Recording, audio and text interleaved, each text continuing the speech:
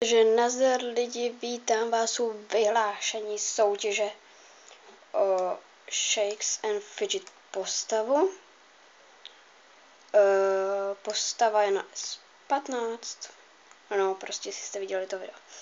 Natáčím to mobilem, protože teď nemůžu na počítač, ale už jsem si vybrala vítěze, takže asi tak.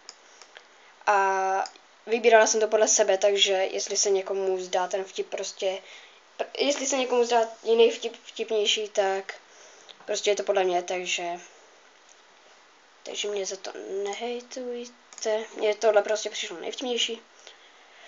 A potřebuji to stihnout rychle, takže do toho jdem. No, nejvtipnější vtip se mi zdál asi, co se jmenoval, nějak Dirkon nebo něco takového, jak se to čte, teď nevím. Takže já mu napíšu na YouTube a jestli do týden neodepíše, tak si vyberu někoho jiného. Takže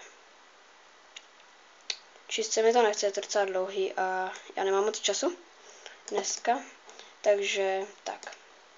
Takže si to můžete přečíst, když tak. Tak jo, tak to bude asi všechno.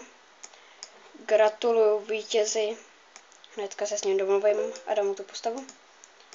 A třeba vyhraje, ty ostatní, co nevyhráli, třeba vyhrajete nějaké jiné soutěži.